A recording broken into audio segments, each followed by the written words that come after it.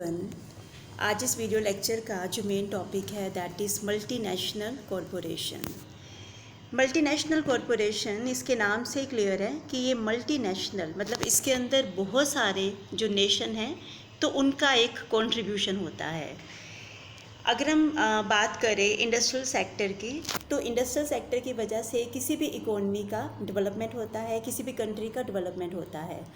और किसी भी सेक्टर के अंदर जो अगर इंडस्ट्रियल सेक्टर है उसके अंदर कई तरह की कंपनीज हो सकती हैं, कई तरह के कॉरपोरेशन हो सकते हैं। तो इन्हीं में से एमएनसी जो है वो एक इम्पोर्टेंट एक कॉरपोरेशन है।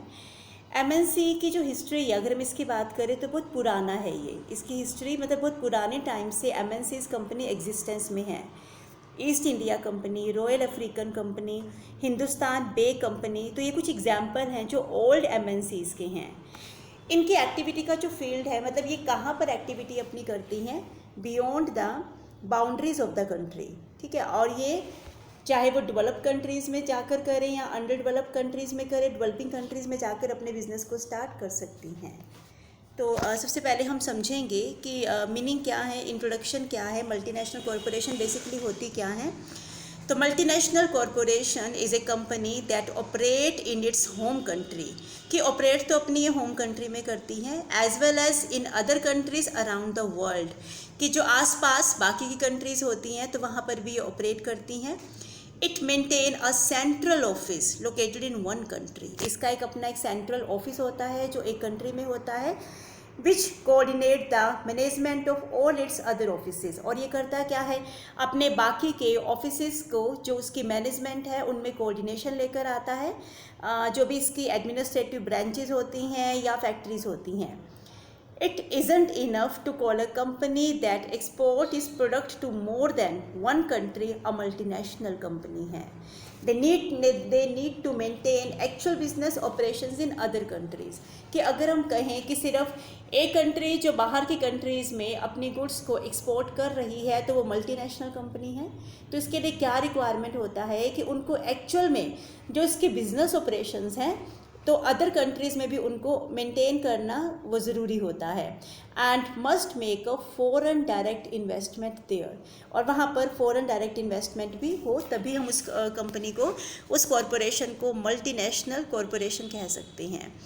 तो फीचर्स क्या होते हैं मल्टीनेशनल कॉरपोरेशन के, क्या क्या फीचर्स हैं, तो इसकी डेफिनेशन से ही काफ़ी सारे फीचर्स तो हमें क्लियर हो जाते हैं। सबसे पहला जो है इसका जो साइज़ है, सबसे पहले जाइंट साइज़, कि जो मल्टीनेशनल कंपनी है क्योंकि ये इंटरनेशनल लेवल पर अपने बिजनेस को करती हैं तो इनका जो साइज़ होता है वो बहुत बड़ा होता है, बहुत लार्ज साइज़ होता है। इनकी एसेट, इनकी सेल, इनके जो प्रॉफिट होते हैं वो मल्टी करोड्स में होते हैं। जैसे जो वॉलमार्ट्स हैं, कुछ एग्जांपल हैं, जनरल मोटर है, फोर्ड मोटर है, टोयोटा, देन इसके अलावा वोडाफोन वगैरह हैं। तो इनकी जो सेल है, जो इनका जीडीपी में कंट्रीब्यूशन है वो बहुत ज़्यादा है। तो बहुत जाइंट लेवल पर, बहुत लार्ज लेवल पर ये अपनी एक्टिविटी को ऑपरेट करती हैं। International operation, second main important feature क्या है कि जो ये मल्टीनेशनल कॉरपोरेशंस होती हैं तो ये बहुत सारी कंट्रीज़ में स्प्रेड आउट होती हैं। इनकी पेरेंट कॉरपोरेशन एक कंट्री में होता है, लेकिन जो इनकी सब्सिडीज़ होती हैं वो वर्ल्ड की बहुत सारी कंट्रीज़ के अंदर स्कैटर्ड होती हैं।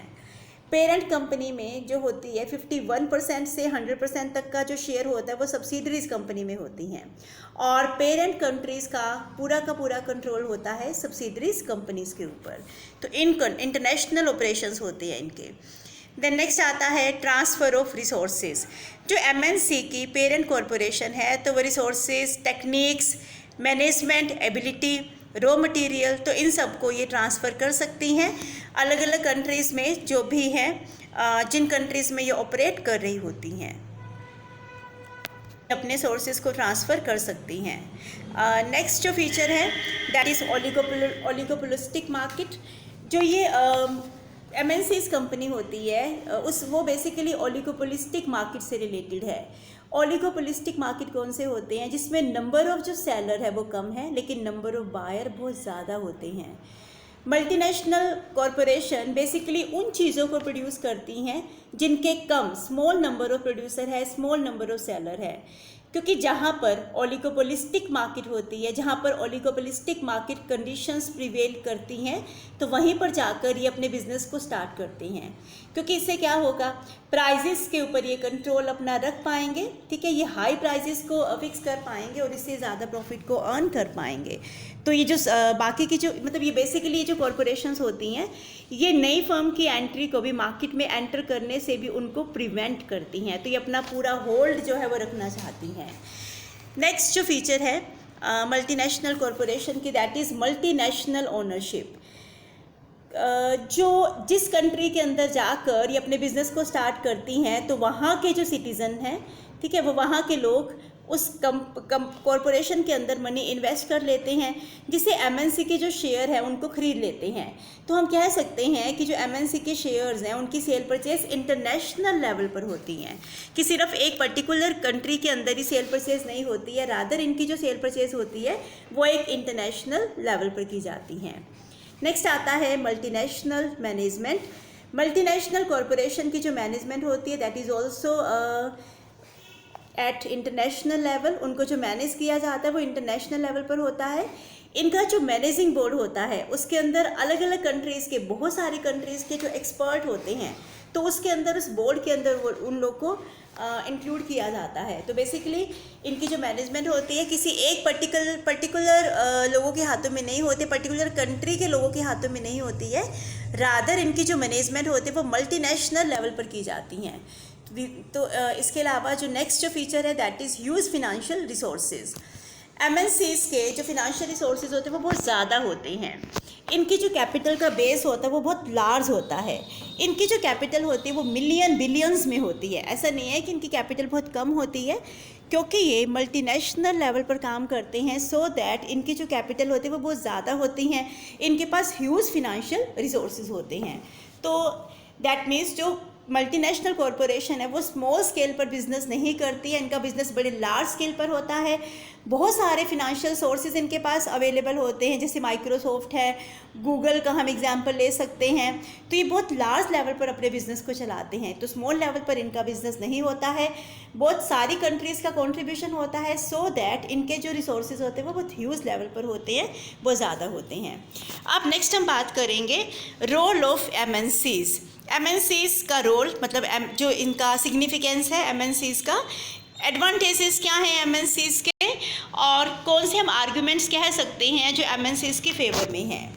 तो बहुत सारे एमएनसीज़ कंपनीज़ हम देखते हैं, हम बहुत सारे ऐसे प्रोडक्ट अपनी डेली रूटीन में हम यूज़ करते हैं जो एमएनसीज़ के थ्रू प्रोड्यूस किए जाते हैं। तो एमएनसीज़ जो है वो बड़े लार्ज लेवल पर काम करते हैं, तो बहुत बड़ा कंट्रीब्यूशन होता है किसी भी इकोनॉमी के डेवलपमेंट में।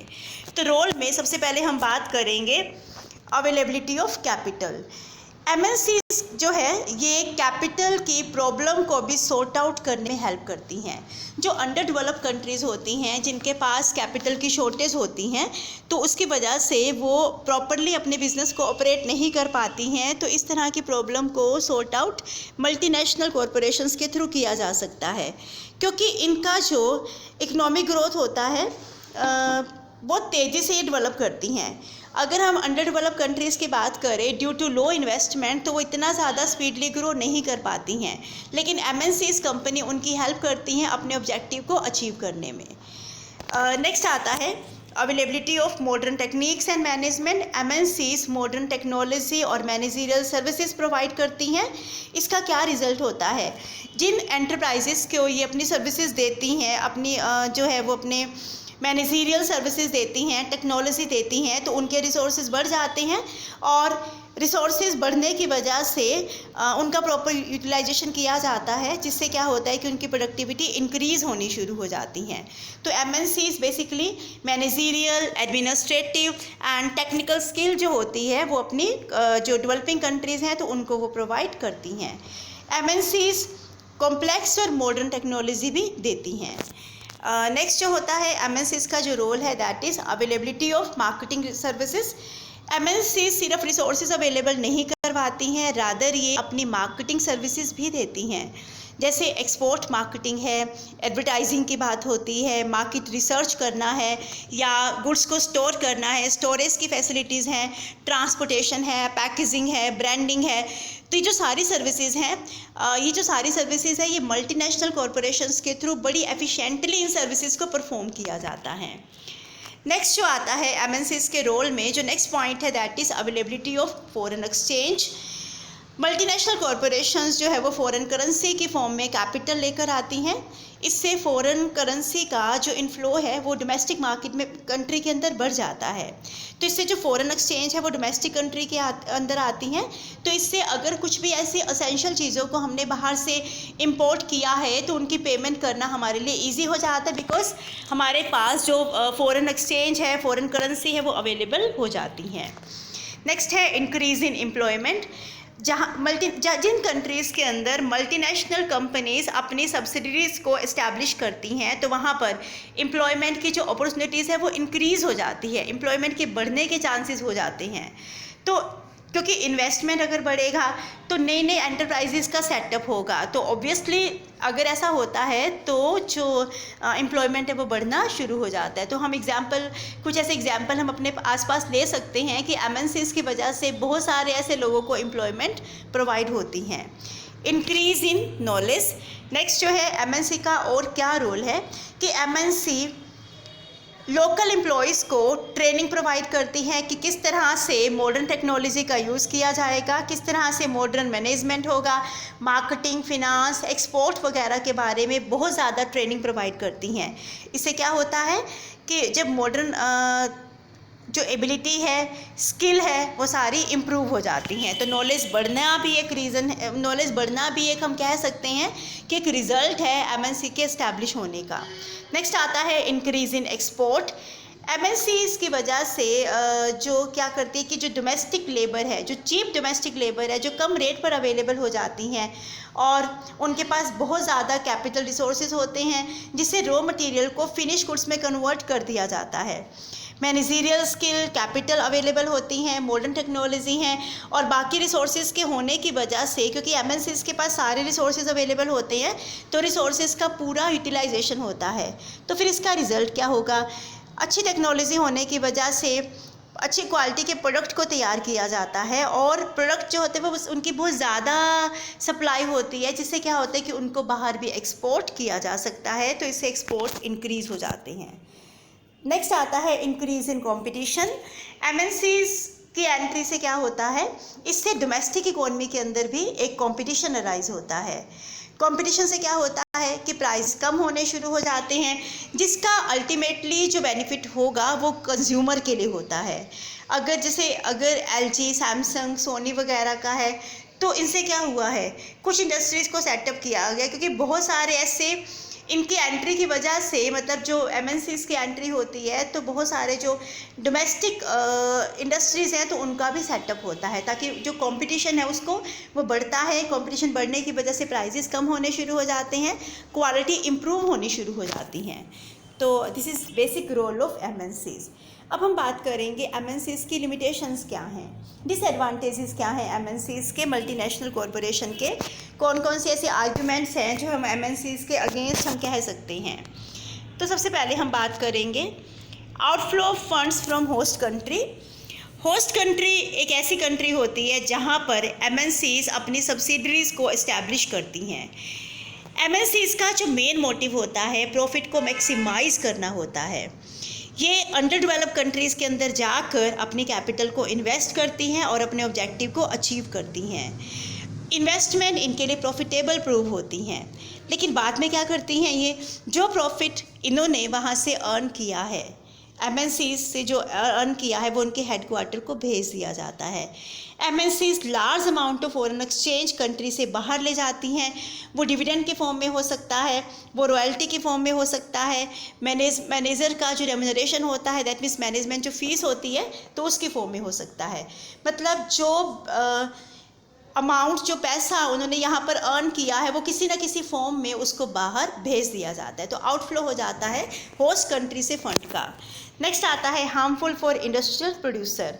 एमएनसी इंडिजीनियस प्रोड्यूसर के लिए बहुत ज़्यादा हार्मफुल है। क्योंकि ये इम्प्रूव टेक्नोलॉजी का यूज़ करती हैं। इससे क्या होता है, ये प्राइसेस को कम फिक्स करती हैं, जिससे इंडिजीनियस प्रोड्यूसर को इनके साथ compete करना पड़ता है। जब एक इंडिजीनियस इंडस्ट्री पूरी तरह से डिस्ट्रॉय हो जाती है तो फिर एमएनसी का पूरा कंट्रोल मार्केट के ऊपर उनके हाथों में हो जाता है, और फिर वो अपनी कॉम्पिटिटिव स्ट्रेंथ से वो इंडिजीनियस प्रोड्यूसर को बाहर निकाल देती है, मार्केट से बाहर ही निकाल देती है। और ऐसा होने से क्या होगा, इनके लिए बहुत ज़्यादा वो प्रॉफिटेबल होता है, प्रोग्रेसिव होता है।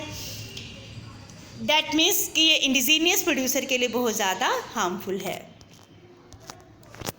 अनबैलेंस्ड रीजनल डेवलपमेंट, जो फॉरेन इन्वेस्टर होते हैं वो अपनी इंडस्ट्री को डेवलप सिटीज़ में, टाउन में उनको सेटअप उनका करते हैं, और उन सिटीज़ में सेटअप करते हैं जहां पर इंफ्रास्ट्रक्चरल फैसिलिटीज़ ऑलरेडी अवेलेबल होती हैं और ईजिली अवेलेबल होती हैं, कि वो अपनी इंडस्ट्रीज़ को बैकवर्ड एरियाज़ में उनका सेटअप नहीं करते हैं। इससे क्या होता है कि जो ऑलरेडी डेवलप्ड एरिया है तो उनका और ज़्यादा डेवलपमेंट हो जाता है, और जो बैकवर्ड एरियाज़ होते हैं वो बैकवर्ड ही रह जाते हैं। तो ये बहुत बड़ा ड्रॉबैक है। दैट मीन्स इससे जो रीजनल डिस्पैरिटीज़ हैं वो इंक्रीज़ हो जाती हैं। नेक्स्ट आता है lace use of modern technology. MNCs companies क्या करती हैं, ये मॉडर्न टेक्नोलॉजी का यूज़ अंडर डेवलप कंट्रीज़ में ज़्यादा नहीं करती हैं। ये नए नए इक्विपमेंट यूज़ करती हैं, टेक्नोलॉजी यूज़ करती हैं, सिर्फ उतना ही यूज़ करती है कि वो कॉस्ट को कम कर पाएँ और प्रॉफिट को बढ़ा पाएँ।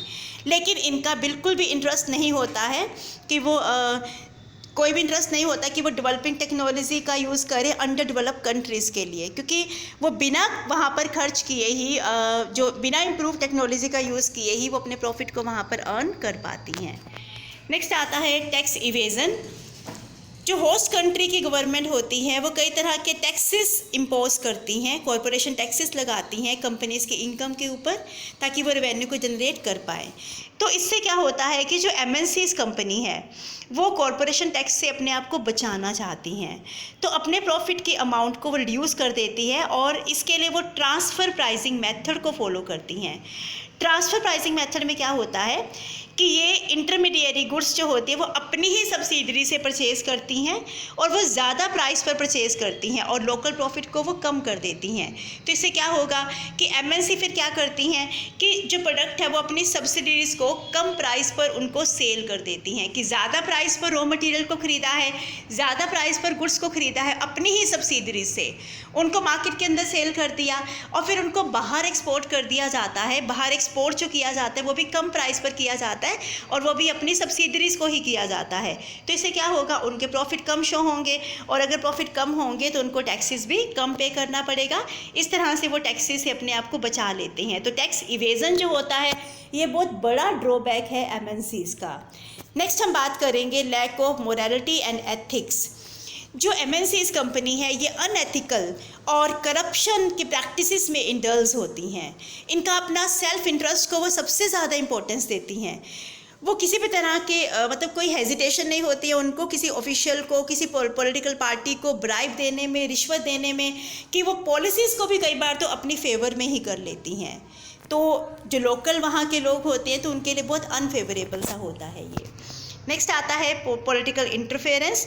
एमएनसीज धीरे धीरे होस्ट कंट्री के पॉलिटिकल में भी, जो पॉलिटिक्स में भी इंटरफेरेंस करना स्टार्ट कर लेती हैं।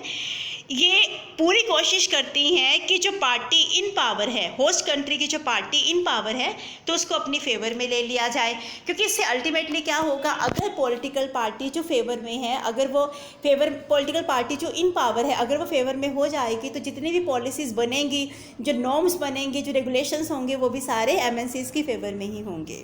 तो ये एक ड्रॉबैक है, लिमिटेशन है एमएनसी का। नेक्स्ट आता है encourage demonstration effect. MNCs companies advertisement के ऊपर, पब्लिसिटी के ऊपर बहुत ज़्यादा पैसा खर्च करती हैं। तो इससे क्या होता है कि एक वेस्टफुल सा होता है, एक्सपेंडिचर होता है, जिसका बर्डन अल्टीमेटली किसके ऊपर आएगा, इंडियन कंज्यूमर के ऊपर आता है। एमएनसी उस तरह के प्रोडक्ट बनाती है जो अपर क्लास के कंज्यूमर के लिए ज़रूरी होते हैं, जैसे कोल्ड ड्रिंक्स का है, आइसक्रीम्स हैं, कॉस्मेटिक्स हैं, लग्जरीज गाड़ियाँ होती हैं, हाई प्राइस ब्रांडेड गारमेंट्स होते हैं, शूज़ होते हैं। तो इससे एक डेमोन्स्ट्रेशन इफेक्ट होना शुरू हो जाते हैं। तो जो अंडर डेवलप कंट्रीज़ के लोग होते हैं वो इन प्रोडक्ट के लिए क्रेज़ी, पागल से हो जाते हैं। और इससे क्या होता है कि कुछ जो नॉन एसेंशियल चीज़ें हैं जिनकी ज़रूरत भी नहीं है तो उनका प्रोडक्शन होना शुरू हो जाता है, वो उनको ख़रीदना शुरू कर देते हैं। और इससे क्या होता है कि एक फिनेंशियल क्राइसिस जो होता है वो आना शुरू हो जाता है। नेक्स्ट आता है problem of brain drain. MNC से रिज़ल्ट क्या, इसका क्या रिज़ल्ट होता है? एमएनसी कंपनीज करती क्या हैं?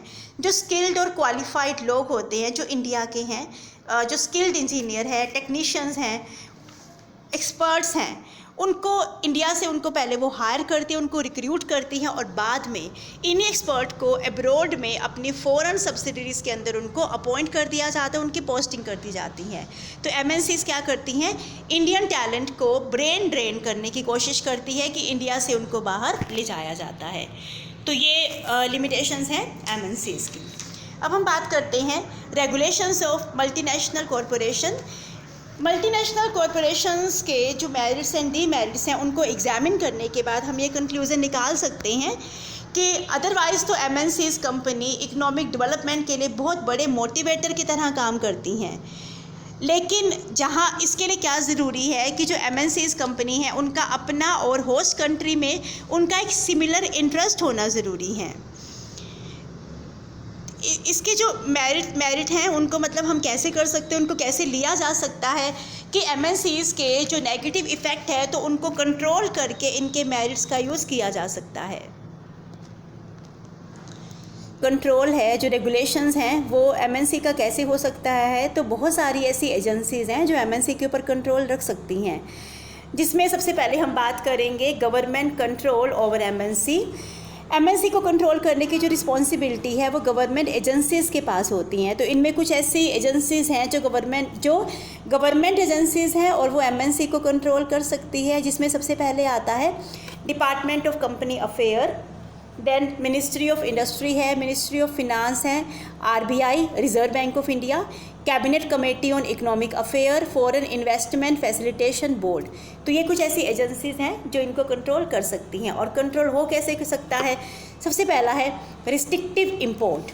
तो एक ऐसा पॉलिसी बनाई जा सकती है जिससे नॉन एसेंशियल आइटम के प्रोडक्शन की जो टेक्नोलॉजी है उसको इम्पोर्ट करने के ऊपर रिस्ट्रिक्शन लगाई जाए, और जहाँ पर डोमेस्टिक टेक्नोलॉजी सफिशिएंट है कि उसका यूज़ किया जा सकता है और वहाँ पर अगर ऐसी टेक्नोलॉजी को बाहर से इंपोर्ट किया जा रहा है जिसकी ज़रूरत भी नहीं है तो उसके ऊपर रिस्ट्रिक्शन लगाई जा सकती हैं। नेक्स्ट है कि fixing maximum limit of royalty की जो लिमिट है उसको भी फिक्स किया जा सकता है कि एक्सपोर्ट के लिए 8% तक की रॉयल्टी और डोमेस्टिक सेल के लिए 5% तक की जो रॉयल्टी है उसको फिक्स किया जा सकता है। और इस तरह से जो मेन रेगुलेशंस है वो लगाए जा सकते हैं, एमएनसी के ऊपर कंट्रोल किया जा सकता है। नेक्स्ट है permissible period of agreement. Permissible period of agreement कितना है कि वन टाइम का जो एग्रीमेंट है वो 5 सालों के लिए फ़िक्स किया जा सकता है और गवर्नमेंट अगर चाहे इसको तो फर्दर आगे एक्सटेंड कर सकती हैं।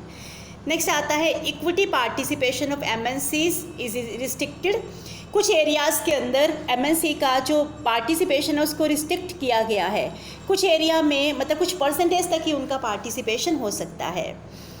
एमएनसी को डिज़ायर्ड एरिया में अट्रैक्ट करने के लिए एक फॉरेन इन्वेस्टमेंट फैसिलिटेशन बोर्ड को इस्टेब्लिश किया गया है।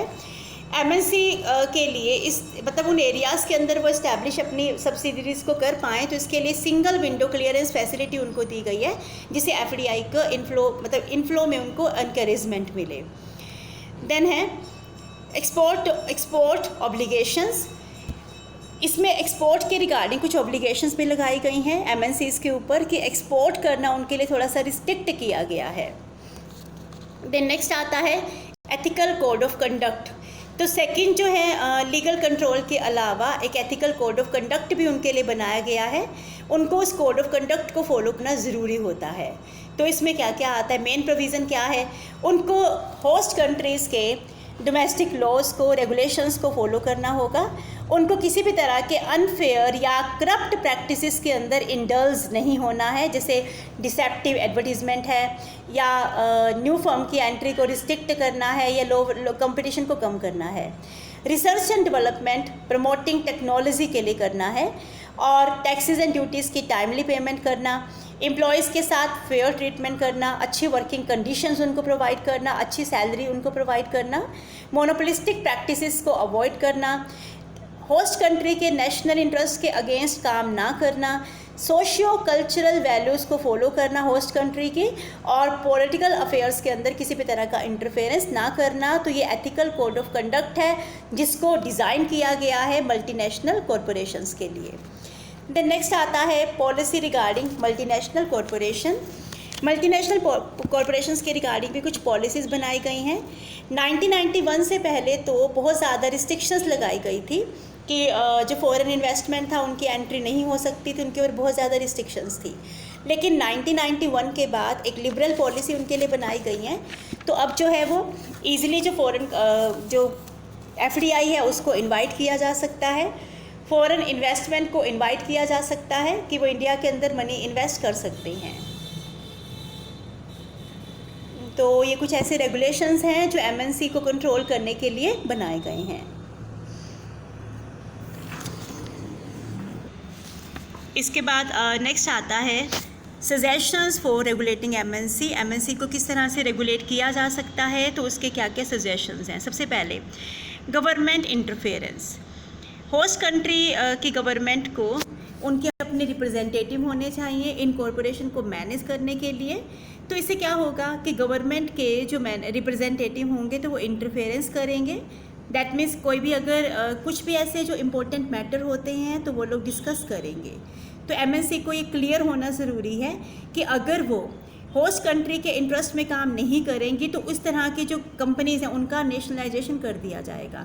तो नेशनलाइजेशन की डर की वजह से MNCs क्या कर सकती हैं, फिर वो मैल प्रैक्टिसेस में इंडल्ज नहीं होंगी, तो वो अपना जो काम है वो काफ़ी ऑनेस्टली करेंगी। नेक्स्ट आता है लोकेशन।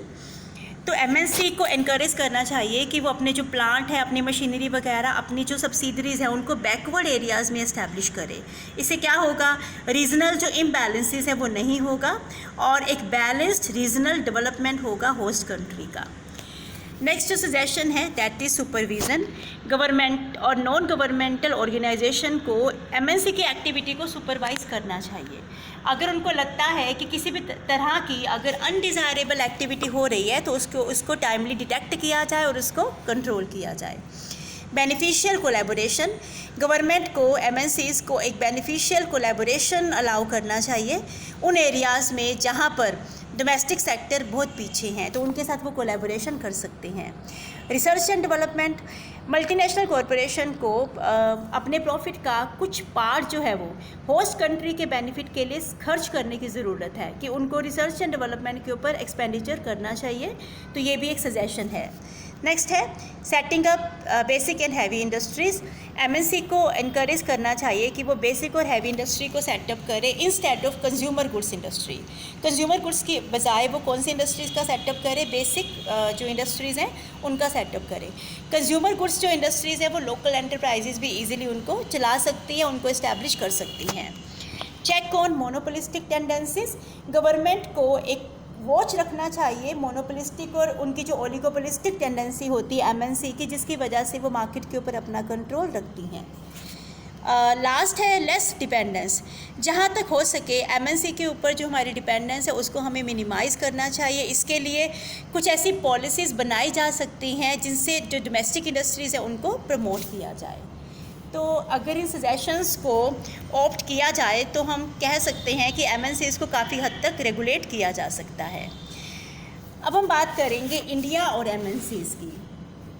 इंडिया एक अंडर डेवलप्ड कंट्री है, तो इंडिया में क्या है कि इसमें एक तरह की कंपल्शन है कि फॉरेन कैपिटल को इनवाइट किया जाता है जिससे हम अपनी कंट्री के इकोनॉमिक डेवलपमेंट को बढ़ा सकें।